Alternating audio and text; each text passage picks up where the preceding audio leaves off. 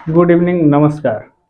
ज्योति classes के इस platform पे 10वीं का जो मैंने स्टार्ट किया है सिलेबस पढ़ाना, उसमें मैं आज इंग्लिश के लिए कुछ स्टार्ट कर रहा हूँ। सॉरी दोस्तों, क्योंकि इधर 10वीं की एग्ज़ाम और 12 का जो बोर्ड एग्ज़ाम चल रहा है, उसकी वजह से मैं वीडियो नहीं बना पा रहा हूँ। उसके लिए बहुत दिल से सॉरी।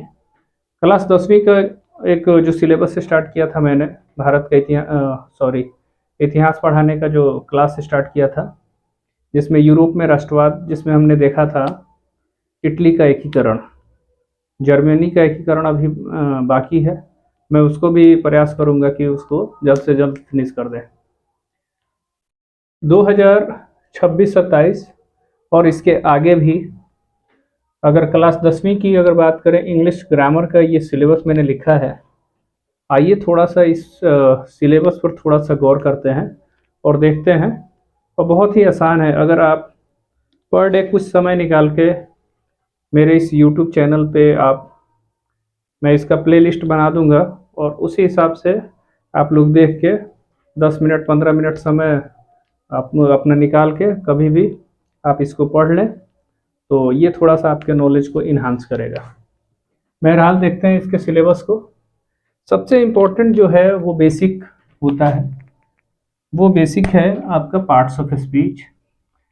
इसी पे ये पूरा जो मकान बनाएंगे वो इसी पे बनेगा, तो इसलिए इसको स्किप नहीं करेंगे पार्ट्स ऑफ स्पीच को, क्योंकि ग्रामर का पोर्शन थोड़ा सा लार्ज है, तो घबराने की कोई आवश्यकता नहीं है। इसमें 8 कैटेगरीज जो है, नाउन, प्रोनाउन, एडजेक्टिव, वर्ब, जो छोटे क्लास से पढ़ते आ रहे हैं, उसमें केवल आपको रूबरू कराते हुए फिनिश कर दिया जाएगा। उसके बाद है यूज ऑफ नॉन फोनाइट्स। इसमें इन्फिनिटिव्स, जीरंड और पार्टिसिपल्स के बारे में पढ़ना है। उसके बाद है सेंटेंस कनेक्टर। कनेक्टर का मतलब जोड़ना, जैसे as, since, while, then, until. ठीक है, इन सब पे हम लोग बात करेंगे। उसके बाद है मोस्ट इम्पॉर्टेंट टॉपिक टेंस। इसमें प्रेजेंट, पास्ट, फ्यूचर, इस पे हम लोग चर्चा करेंगे, ग्रामर पोर्शन का भी और ट्रांसलेशन पोर्शन का भी। इसके अलावा clause with what, when, which, where, whom और व्हाई। क्लॉज, इसमें थोड़ा सा दिमाग लगाएंगे। उसके बाद है जैसे मॉडल वर्ब्स जो होते हैं, जैसे कैन, कुड, मे, माइट, है ना, तो इन पे चर्चा करेंगे। वॉइस या एक्टिव टू पैसिव कैसे बनाए जाते हैं, इस पे चर्चा करेंगे। इसके अलावा सब्जेक्ट वर्ब एग्रीमेंट, यहाँ से भी क्वेश्चन पूछे जाते हैं एग्जाम में। उसके बाद ये टॉपिक है नरेशन, जिसमें कमांड, रिक्वेस्ट, क्वेश्चन और स्टेटमेंट, जो नरेशन के फेवरेट टॉपिक हैं, उनसे क्वेश्चंस पढ़ेंगे हम लोग। डिटरमाइनर्स के बारे में देखेंगे। मोस्ट इम्पोर्टेंट प्रीपोजिशंस, है ना। ये जो भी टॉपिक है, ये 11-12 के बच्चे भी इसको आसानी से पढ़ लेंगे। ठीक है। इसके अलावा करेक्ट स्पेलिंग जो मिस स्पेल्ट में आता है। लेटर राइटिंग का भी सेगमेंट है इसमें। लेटर जो कि फॉर्मल, इनफॉर्मल, जिसमें आप हेडमास्टर, डीएम, है ना, प्रिंसिपल, जो भी अधिकारी रैंक के लिए लिखा जाता है उसके लिए। इनफॉर्मल जैसे ब्रदर, सिस्टर, मदर, फादर, है ना, फ्रेंड्स, इनको जो लेटर लिखते हैं वो इनफॉर्मल लेटर, इसके बारे में भी हम लोग पढ़ेंगे। पैराग्राफ राइटिंग भी है। इसके बाद एक छोटा टॉपिक नोटिस, रिपोर्ट, इस टाइप के जो भी शॉर्ट में लिखने होते हैं, ये शायद 80 वर्ड्स के अराउंड लिखते हैं, इस पे भी चर्चा होगा। एक और सेगमेंट है 5 से 7 नंबर का, ट्रांसलेशन। इसको तो छोड़ना नहीं है ना, क्योंकि आगे इसका बहुत ही इम्पोर्टेंट रोल है। तो 2026-27, जो अभी 2026 स्टार्ट हुआ है, अभी से आप 2027 तक सिलेबस को पूर्ण रूप से आप नोट कर लीजिए, स्क्रीनशॉट ले लीजिए पहले इसका। उम्मीद है कि स्क्रीनशॉट ले लिए होंगे। ये जो टॉपिक्स हैं ये आपके दिमाग में चलने चाहिए। एक साल यानी कि 365 दिन आपको इस हिसाब से पढ़ना है। और इसके बाद बुक्स, इसके अलावा बुक्स भी आपको पढ़ने हैं। 2 बुक्स हैं उनको पढ़ना है ना। तो ये तो बहुत ही इम्पोर्टेंट है क्योंकि लगभग 40 नंबर के क्वेश्चन बुक से ही पूछे जाते हैं। ठीक है। आजकल के जो टीचर्स हैं, जो कोचिंग संस्थान के जो टीचर्स हैं, वो लोग बोलते हैं कि इंग्लिश का नंबर ऐड नहीं होता है तो इंग्लिश क्यों पढ़ के अपना समय बर्बाद करना।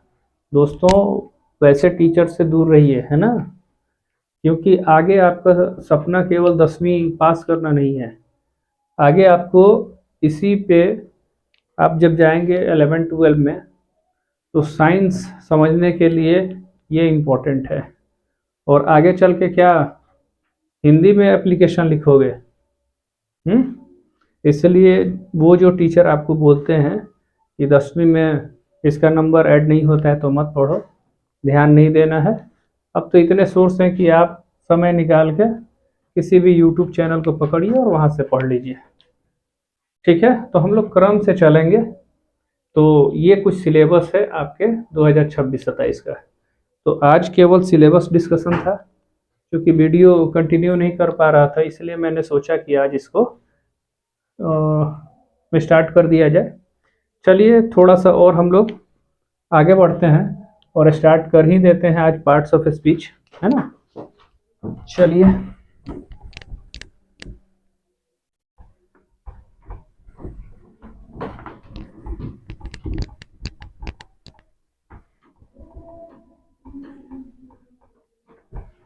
आज मोटा मोटी केवल चर्चा कर देते हैं पार्ट्स ऑफ स्पीच पे। पार्ट्स ऑफ स्पीच, इसको शब्द भेद बोलते हैं। जितने भी हम लोग शब्द बोलते हैं उनको 8 भागों में बांटा गया है, जिन्हें हम पार्ट्स ऑफ स्पीच बोलते हैं, जिसको हिंदी में शब्द भेद बोलते हैं, है ना। और ये शब्द जो भी हम लोग बोलते हैं दैनिक जीवन में, वो या तो नाउन होगा या प्रोनाउन होगा,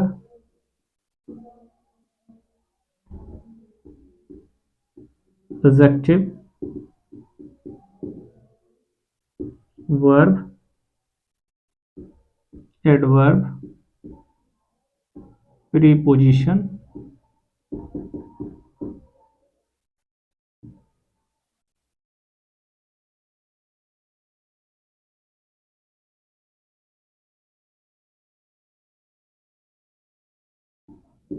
कंजंक्शन एंड इंटरोजेक्शन।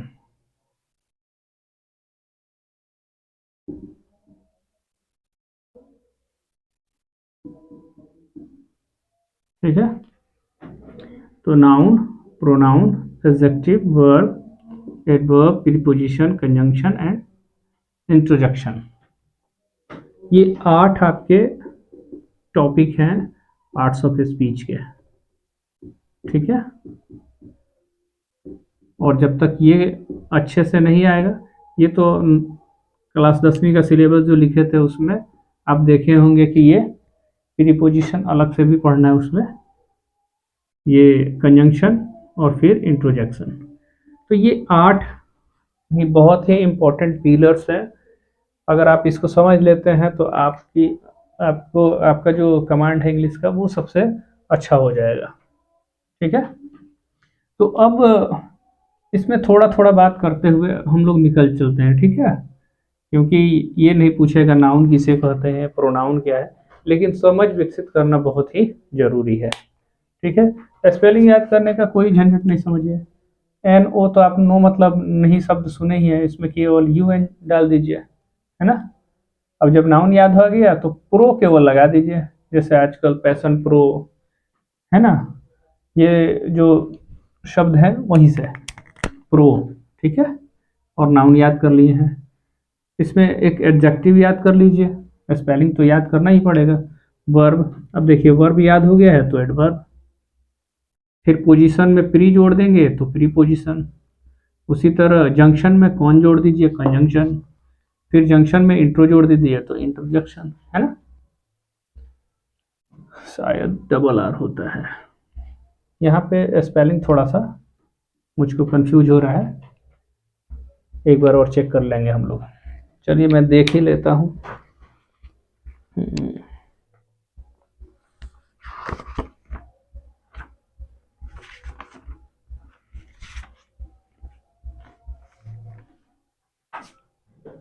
सॉरी,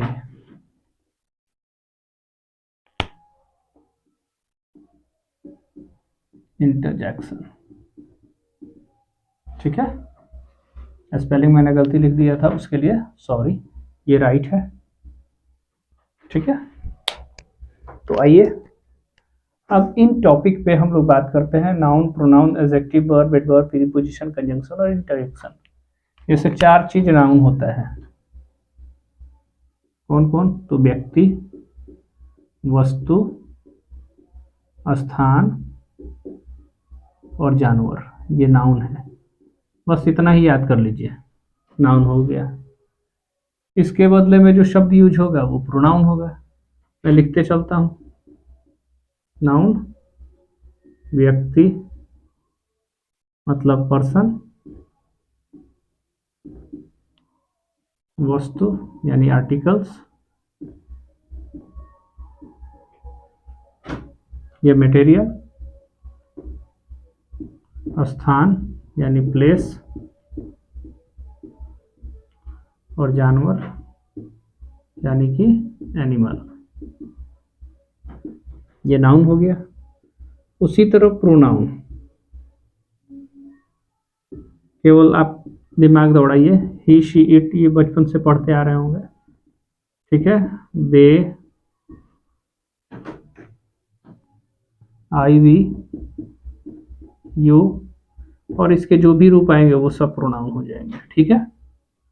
इसके अलावा एडजेक्टिव क्या करता है, विशेषता बतलाता है, किसी भी चीज की क्या बताता है, विशेषता।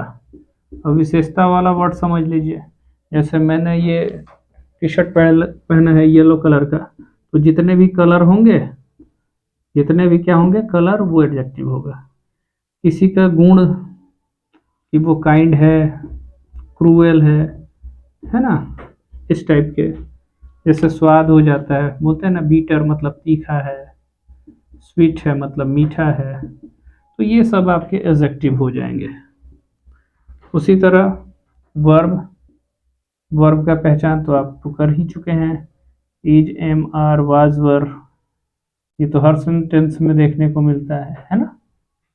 उसी तरह एडवर्ब क्रिया का विशेषता बतलाए, मतलब जैसे काइंड है, इसमें हम वेरी शब्द जोड़ दें, वेरी काइंड, तो ये एडजेक्टिव है और इसकी विशेषता बतला दिया वेरी, तो ये क्या हो जाएगा आपका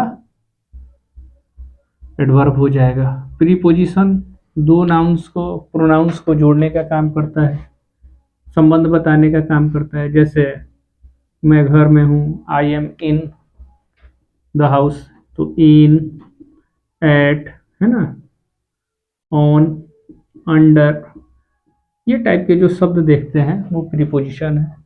कंजंक्शन दो जोड़ने का काम करता है, कनेक्टर है ये।